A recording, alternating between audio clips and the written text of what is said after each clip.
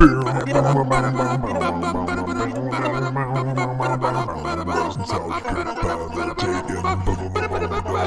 nostalgia trip ever taken. Worst nostalgia trip ever taken. Hi, welcome. I know what you're thinking. It's a Sunday. Why am I watching this video? Well, that's because Happy Father's Day. Hope all the fathers out there are having a great day. Hope you're enjoying your time with your families and loving on your kids. Speaking of Father's Day, I'm Jared. I'm Jokey Pants. I'm joined by Cerebral Paul as always. Mostly. And I'm not a father to my knowledge, but if there's anybody out there, hey. I am not a father. I've been a stepfather, and I was almost a dad once. Speaking of Father's Day, in honor of Father's Day, obviously I have a father. I think most of us out there have one. My father is the one. This is honestly an honor to him, because I would not be into any of the music or any of the movies, anything that I'm into, even comic-wise, if it hadn't have been for my dad. So this is to you, Dad. Fiend Guts, love ya. If you're wondering, who's Fiend Guts? Who's this man? Go look him up on Amazon and go buy some of his books. And then pee yourself when you're scared. And then let him know, because he finds that enjoyable, because he's a sick old man. Oh, good. Yeah.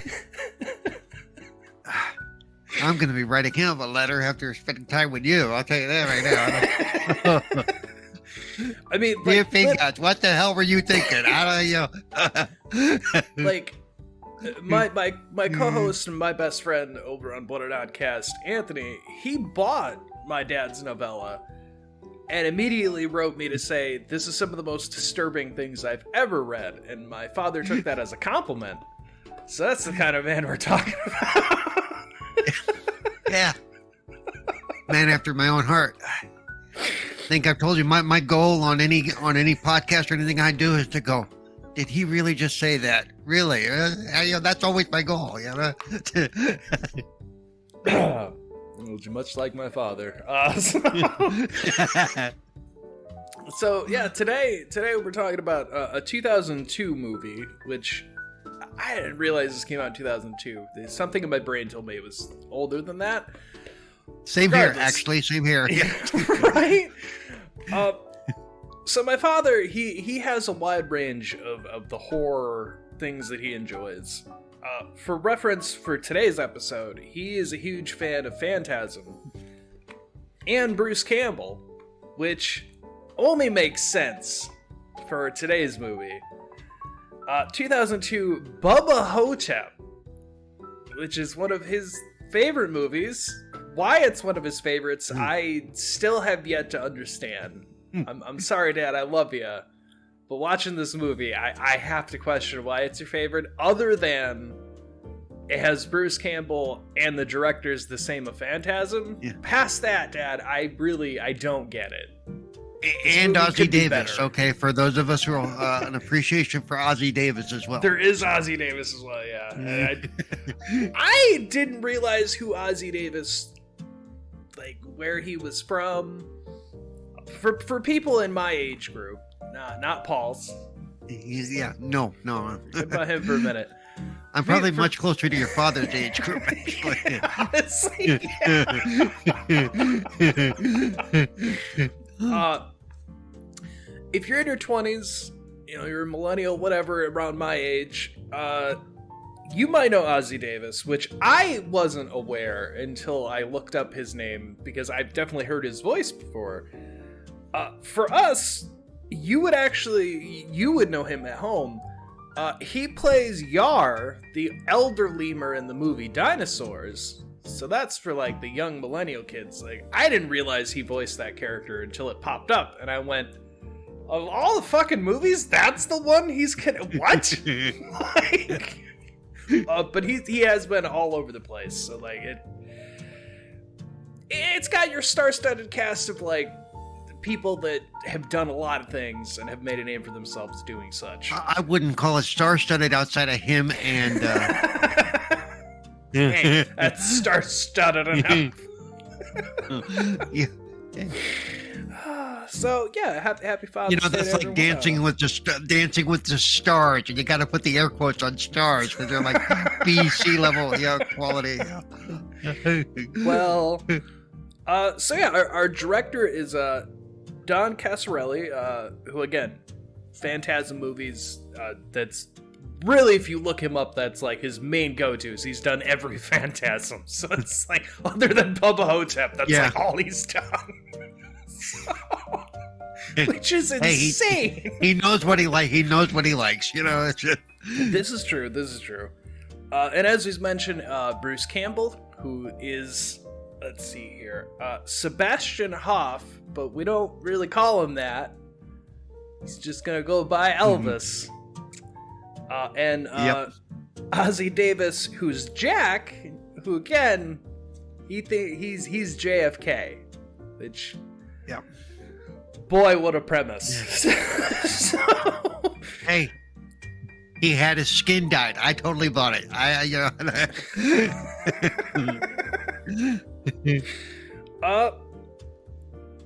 So yeah, we also wanted to mention Bob Ivy plays the part of Bubba Ho-Tep, and that's because he was in he was in Phantasm, so it's like easy to pull people that you've used before to just like, hey, I'm making this other movie.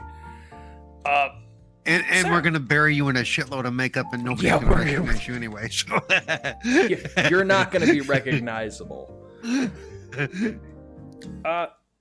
So let's get into it. So firstly, as I said, Happy Father's Day. Never mind. Got ahead of myself in my notes. He had to put that in his notes so he remembered why we're here. Okay, there we go. I just out of my notes. It's like, maybe we'll say this, and then I did it anyway.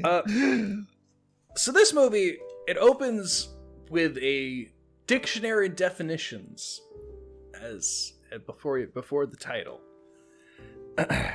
Ho-Tep, a relative or descendant of the 17th century Egyptian dynasty. 3100 to 1550 BC. Or the surname of a pharaoh. Bubba. Male from the southern U.S. A good old boy. A cracker. A redneck. Trailer park resident.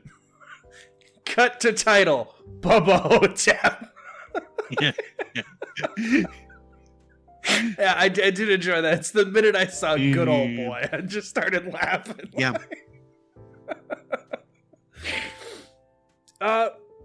So after we get the title, and then we get a like black and white documentary footage that they're opening up a new tomb, a sarcophagus, if you will, and pulling out a new mummy.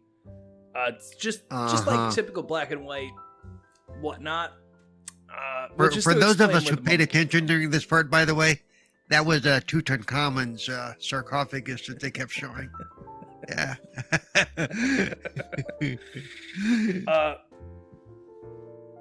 From there, we pan down into Mud Creek, Texas, into a retirement home, and this is where we begin to meet our lovely main character.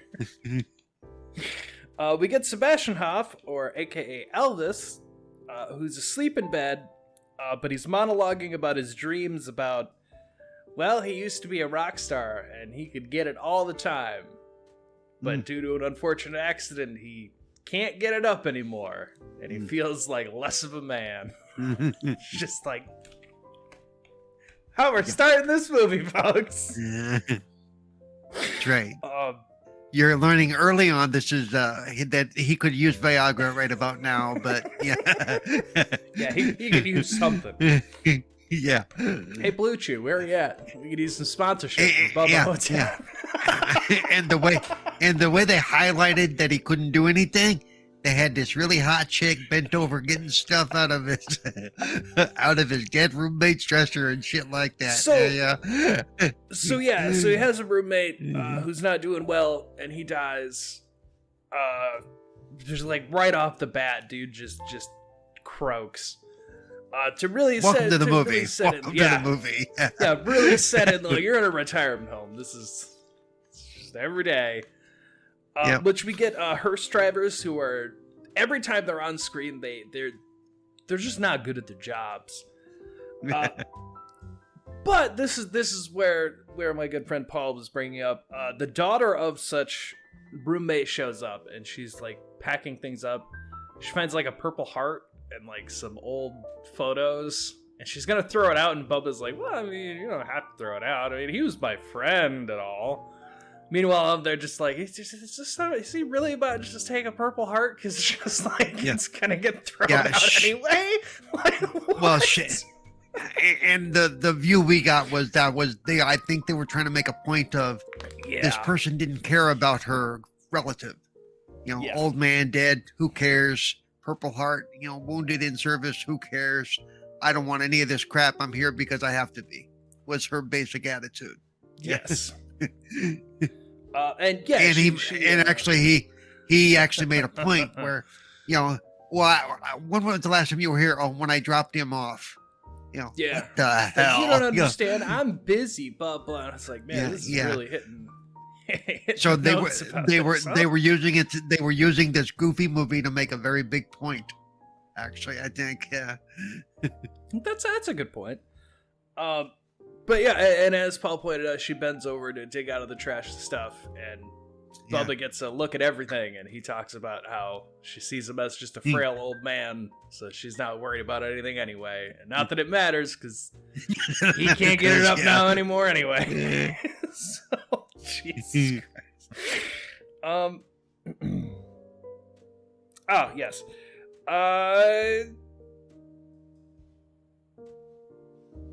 Oh, yeah, sorry, my notes are... I forgot I had a thing here. So he gets all the stuff from her. She also asks about who he is. And then, because the nurse comes in and she's talking about, like, hey, how you feeling today, blah, blah, blah. And then the like, daughter there, whatever, starts asking about him. And he brings up that he's Elvis. And you better remember that and call him Elvis. And then we get like we get a little bit of a backstory here of, he was on stage doing stuff when his hip gave out and he fell, and then he was in a coma for quite a long time. So he believes he is Elvis. It's just, we'll learn more later, but for now it's just he had an accident and he believes he's Elvis. So you gotta call him Elvis. There is the only thing I forgot to mention in this. I realize I skipped over it.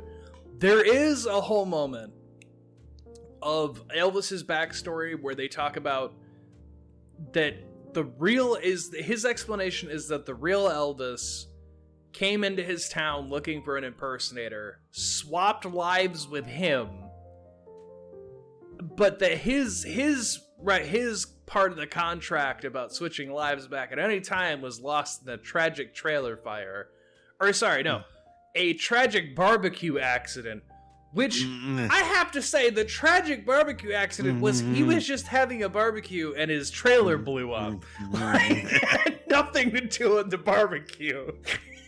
I did like the fact that they explained that, after Elvis, quote, died in 1977, that he couldn't do nothing else. That's why he was Elvis, and he went back as an impersonator, and that's where the other name that they used throughout the movie came from.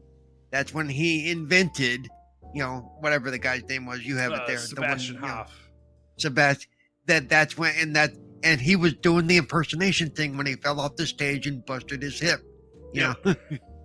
So yeah, they really went a long way around to get to this whole thing. I mean, they really did.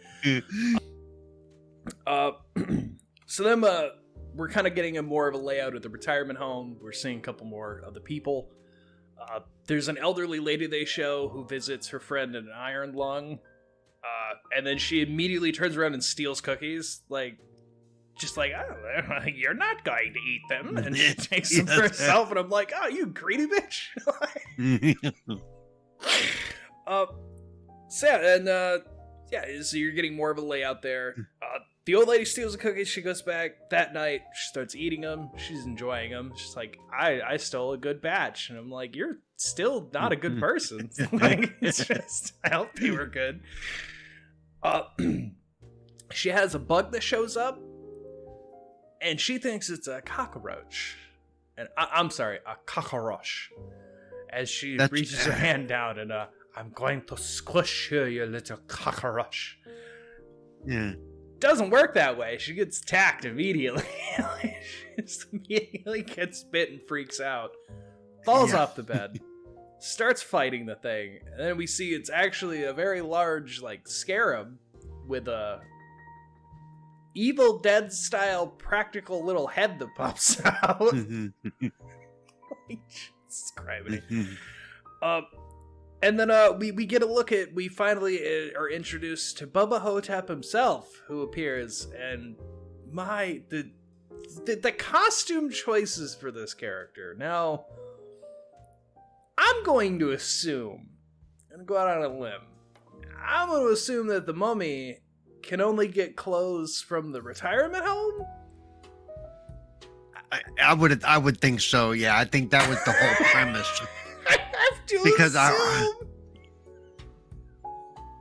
Because even when later in the movie they will explain why he's doing it at the retirement home, and you're still like, really, this is the best he could do? You know, mummy back from the dead, you know, undead living creature, and okay, sure. Allow me, for you at home, you'll end up seeing on screen here, but he has a pimp hat, jeans, and some cowboy boots, and it is the strangest design. One of the strangest I mean, I don't know if it would. I think it was supposed to be a cowboy hat of some sort, because there's a whole thing later on. I know it's supposed to be, but to me it just reads as a pimp hat, because it's got the feather, it's got some color going on. Like, so as he eats the old lady's soul, she's dead.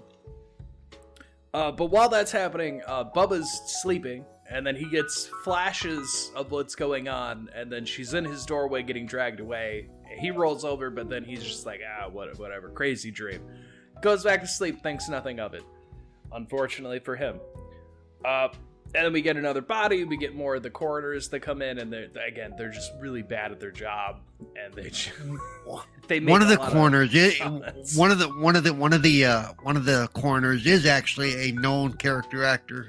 I thought he looked familiar. What?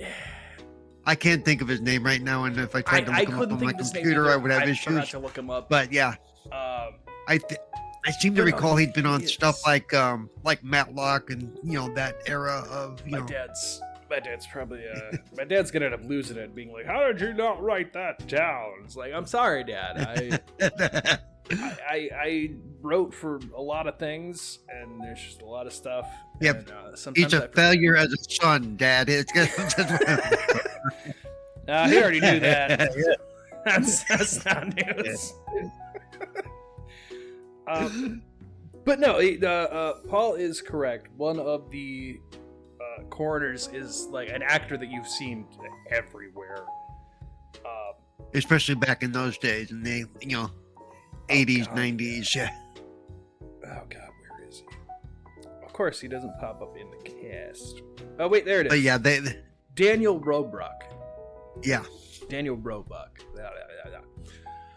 Yeah, which is somebody I've seen him a little bit everywhere. Like, he's been in a ton of movies. Yep. That's the kind of person that I see them in a small role like that, and I'm just like, what is he doing in this movie? It's like, I've seen him in way more. What is he doing here? Because at the end of his career, when you look at his IMDb, it's going to have like 350 appearances, and some of them are going to be these little. He's what they call a face in the crowd. That's probably fair. But yeah, they drop bodies and say things they really shouldn't be saying. I mean, it's every time they're on screen, it's great. Very, very much so. Yeah, so at this point, Bubba is just kind of, he's trying to just live his life, but also he hates that he can't get it up. That's a big point to this Well, movie. you said Bubba, you meant Elvis. You said Bubba, but you meant Elvis. Elvis. Yeah, Elvis. Yeah, Elvis can't get it up, and he hates it. That's the big thing going on with this whole movie. But while that's happening, like we end up cutting into the night, and much like the old lady before, he's enjoying cookies and whatnot. Because I assume they handed these out because they're all in like containers that everybody has. Right. Yeah. But he's enjoying his cookies and he's enjoying his night, and then he has to pee. So you gotta get up and go to the bathroom. Yeah.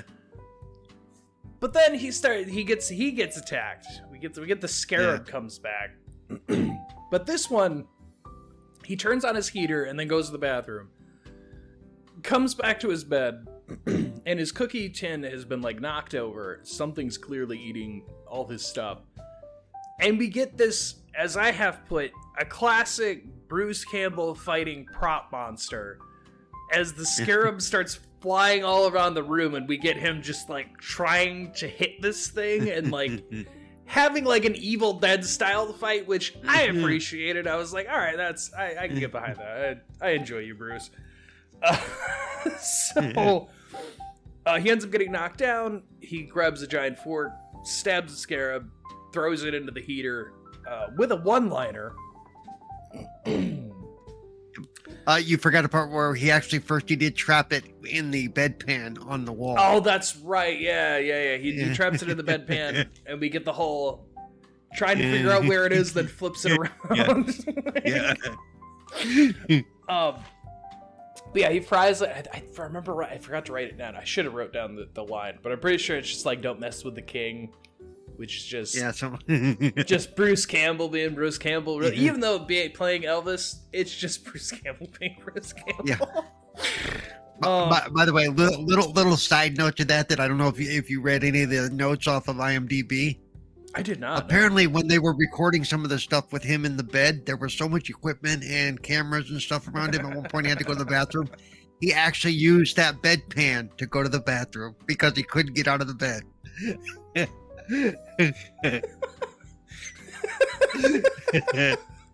Of course he did. So after he kills the scarab, he makes his way down. He goes to Jack's room. Before he even goes to Jack's room, I have to say this note here. He pokes his head out of the room and just goes, Hey, got a serious bug problem here. Can't find anybody, so he takes off. He ends up down at Jack's room, which we see that Jack's room, who I forgot to mention, we meet him very, very briefly a little bit right before the scarab attacks Elvis there. They have like a neat little chat. You kind of meet him, but you don't know anything about him till now. Which this is where it's important, because when he walks in, his entire room is just JFK assassination conspiracy. Like, every single bit of the JFK assassination is this man's room, from a full-on diorama of the shooting to, like mug shots and just newspaper clippings. It is so over the top.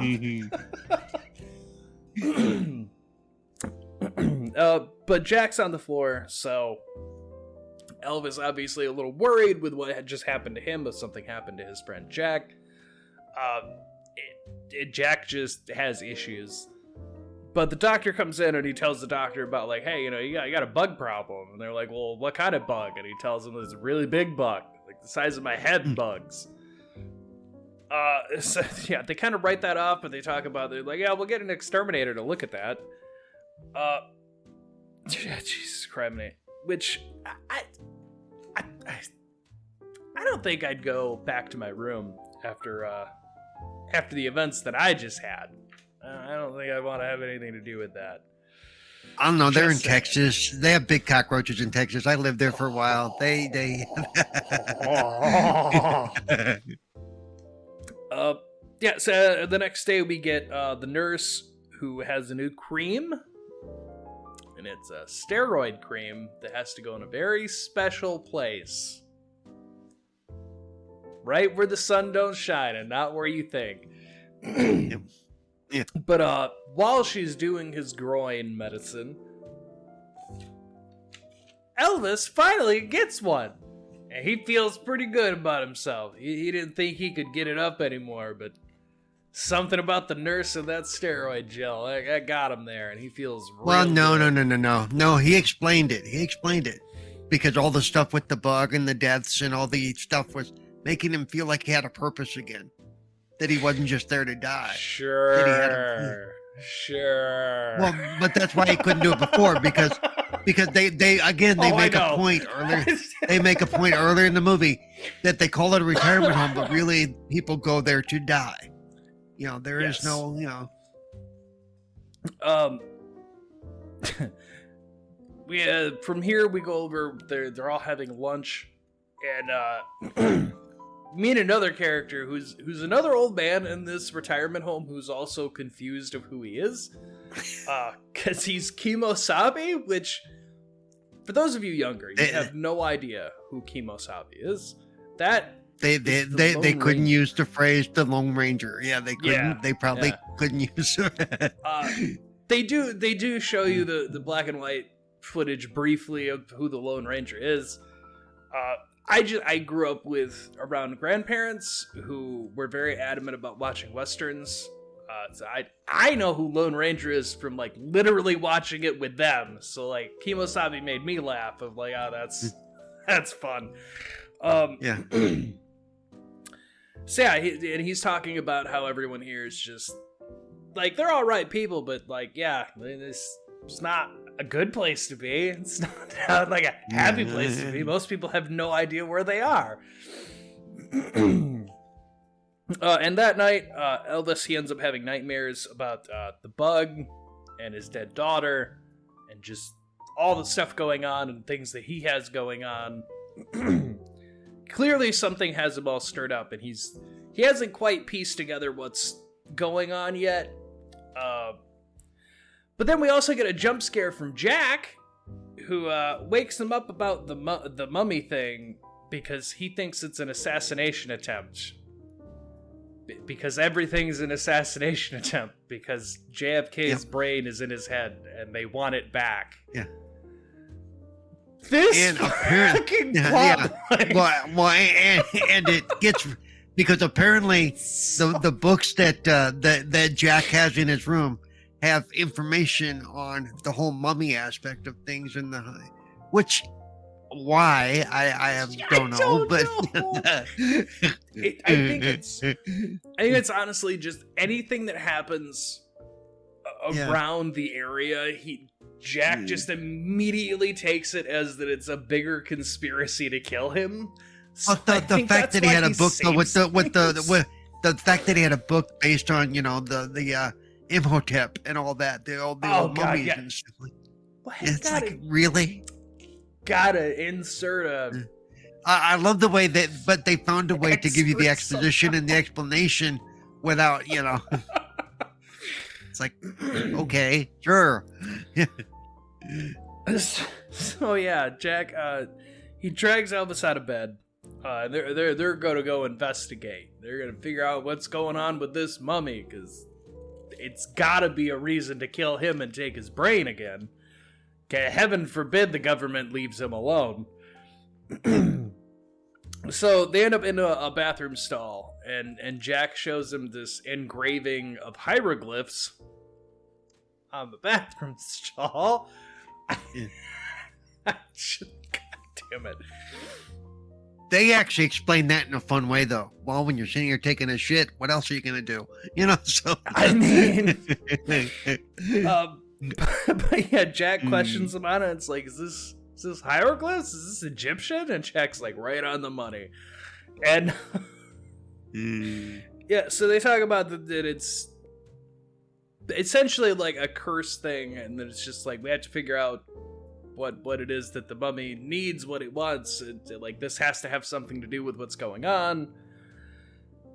Elvis isn't really convinced. He thinks that somebody just went crazy and just scribbled some random shit on a bathroom stall. He's like, yeah, I mean, it's hieroglyphs, but like, yeah, whatever. Meanwhile, Jack's wholeheartedly like, this is a conspiracy. We need to solve it. We need to figure it out. Yeah, goddamn.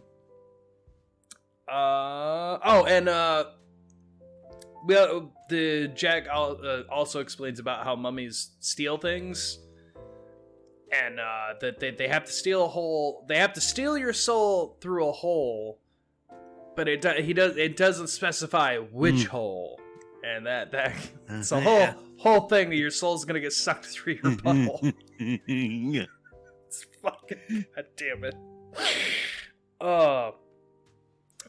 Then we cut outside. The nurse is out for a smoke. She sees some lights and whatnot going on in the shed. She gets distracted. She starts going towards it, and you think that she's going to be next. But then she gets pulled away by the doctor, who's talking about, hey, there's things we need you to go check on.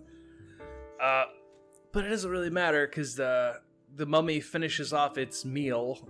Which, did you catch who it was that he was feeding on? No, I didn't. Me neither. I couldn't tell if it was somebody that we'd seen or if it was just a random. Anyway. Yeah, but basically, they've been saying that people have been dying there a lot anyway. So I mean, another dead body wasn't going to really raise any, attention. Correct. And this is where Jack shows Elvis his books on the undead and spirits. And it's like, this is how I know about the hieroglyphs, because this is just, it's a mummy, because blah, blah, blah. And like, yeah, Paul's correct. He just has, for whatever reason, a bunch of information that I don't think would ever hold any relevance in his JFK assassination stuff. He just took a real interest in like ancient spirits, mummies, and the like. Yeah. I don't know why. Yeah. Unless it's to explain that like he was looking into it because they transferred his brain. Yeah, that's something. Who knows? I don't remember. I could have swore he said they dyed his skin. That's why he was now darker. Yeah. Fucking.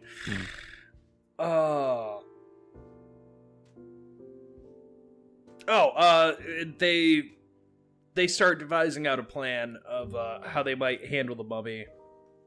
Like how would we go about it? How do they get sent back? And they're talking through all the ways, like, there's like burning the body, or if we can find like its resting place, you might be able to just put it back to sleep. They're like going through all the ways. Right. Kimosabe, meanwhile, they cut over. Kimosabe is getting nabbed by the mummy, or at least you think that's what's happening.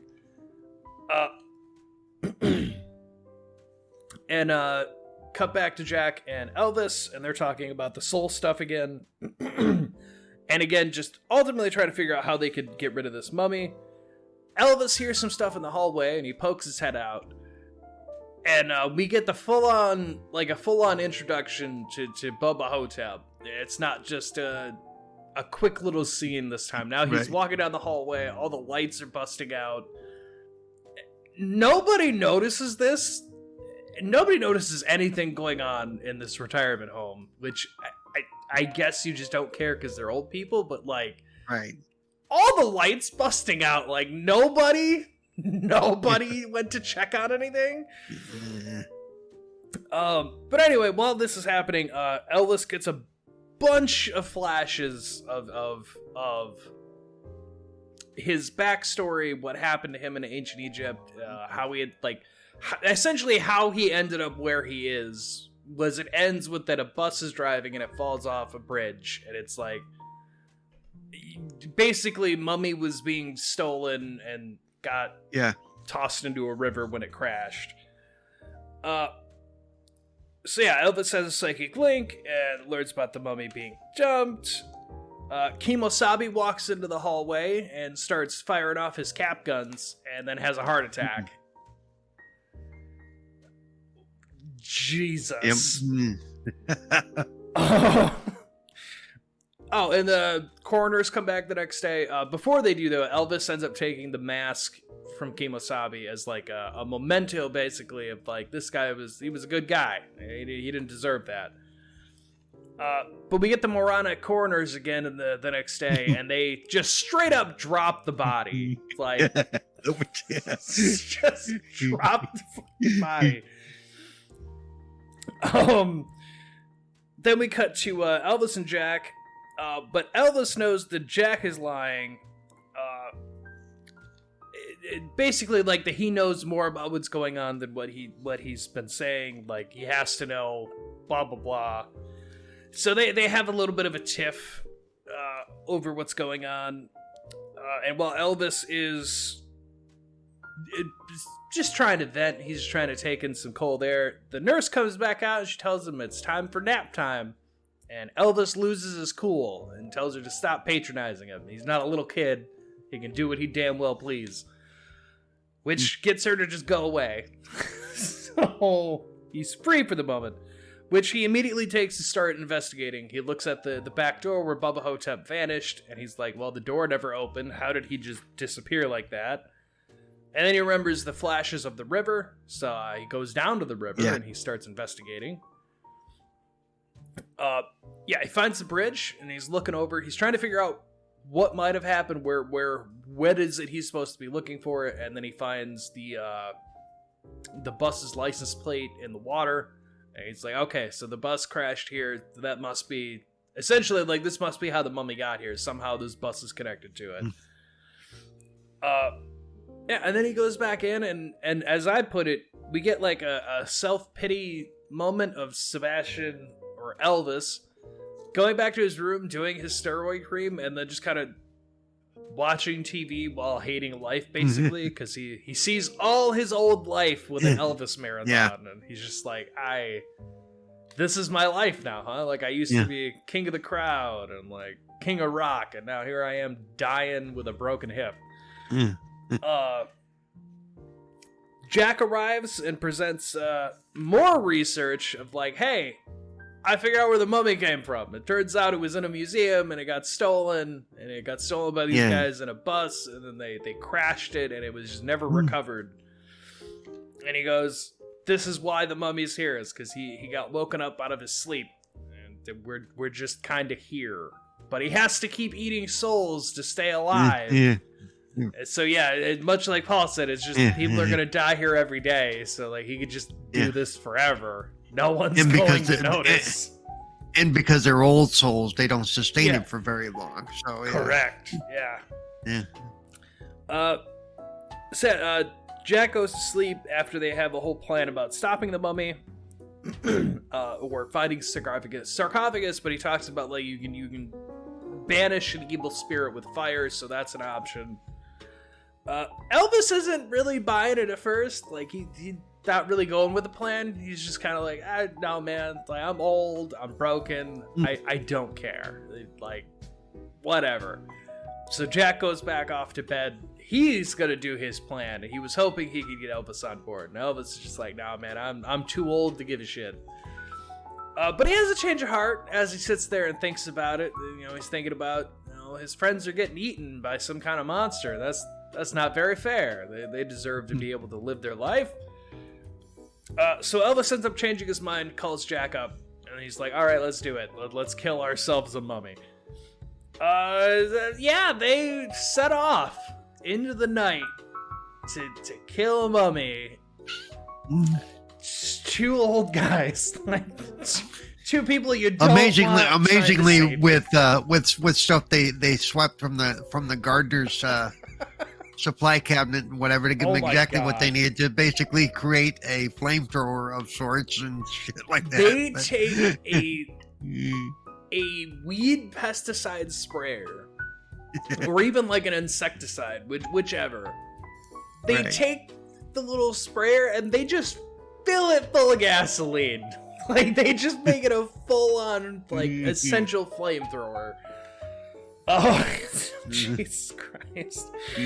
And I have here is a note of dress to kill in all of this montage.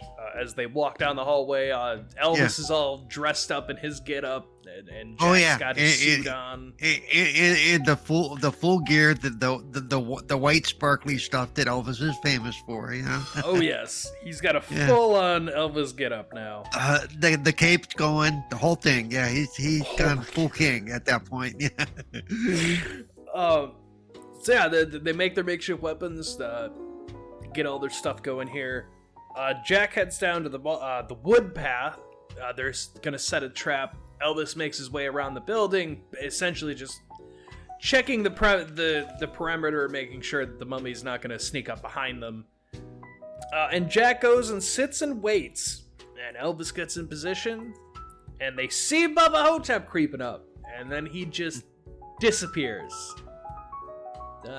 Should have seen that coming, not like he did that literally the night before, but alright. So he disappears, and then Elvis tries to go off finding him so he can spray him and set him on fire. But then Elvis gets jumped. He starts getting the shit kicked out of him. So Jack rolls up from behind him, and Jack's gonna try to help him, which... I don't know how much help Jack's gonna be to you. Like, I don't know. Yeah, you haven't mentioned Jackson and Jackson an electric wheelchair. He's really kind of limited in mobility. Yeah. So, Mummy disappears again, and Jack is like, I'm gonna lure him out. And he goes riding off.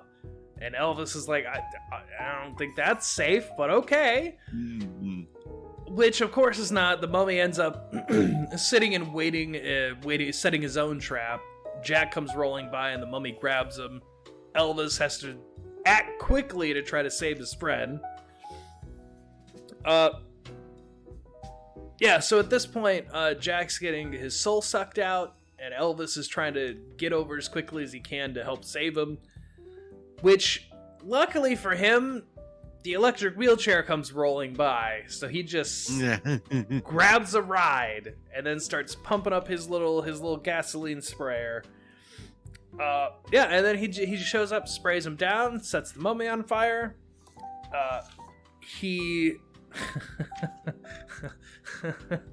mummy walks away and burns. Elvis gets down and talks to Jack, and Jack apparently just dies. I guess the mummy started to steal his soul, and that was enough to kill Jack. I was a little confused here why Jack died. I assume his heart gave out from all what was going on. Could just be because he's 1,000 years old, too, you know. Yeah, like, I assume. But Jack dies, and Jack tells him, like, you gotta finish it. And he gives him a chant. He's supposed to say to ban the evil spirit. Yeah. We know how well Klaatu Vrata and Nico is going to work out here, so yeah. This is fucking shit. Do you happen to remember exactly what he says? I was laughing so hard I did not write it down. No, I'm not gonna lie. The one I said was from the other show, the other movie, and from The Day the Earth Stood Still, you know, but, you know. Yeah, Jack wrote down, like, the most random bullshit you could have possibly written. Oh, that's right. It was. And even then, Elvis is going, what is this shit? Because it was... Yeah! I think... Oops, I think there went the Viking. Yes. He essentially gave Elvis just like a speech where it was just like, we all need to stand together, blah blah blah, and like as he reads it, Elvis he's just like, what the hell kind of chant is this, Jack? I don't think this is doing anything. Which of course it doesn't. Of course it did absolutely nothing. But here comes one of my favorite parts. Elvis is standing toe to toe with Bubba, and he said, "Okay, now you're gonna get the whole thing." And he starts doing the Elvis poses, and you hear his hips snap. And you can tell the Bubba's just looking at him like, what the hell, dude? Oh, 100%. I mean, they actually gave Bubba a little bit of personality at that point. Yeah. Right before that happens, the mummy gets back up and he speaks to Elvis, but he speaks in hieroglyphs. Yeah. Which is I have this written down, even though I did get this. Yeah. Eat the dog dick of Anubis, you asswipe. Yeah. But and then he goes up to Elvis. Elvis starts and tries to lift his leg up. Immediately hear that crack. So the mummy's really is just like, what are you gonna do? What is this? Yeah, what are we doing here? But don't worry, Elvis isn't taking it laying down, because he immediately sets off the electric wheelchair. And he takes Bubba Ho-Tep on a ride. The whole time he's trying to fight, and he's spraying him with the gas. He thinks he's gonna do something. They end up going down the riverbank where he was at before. They tumble down real hard. Getting down to the bottom, this is where things turn out not so okay. Elvis breaks a rib that punctures right through. I was gonna say, throw this. I gotta say that the sound while they're rolling down a hill was very on point. A lot of cracking bones and stuff. Very much so. They end up at the bottom.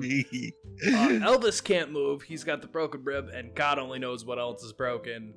The mummy gets back up and just starts beating the hell out of him. He's like, all right, we're done with this now. I'm done with this now.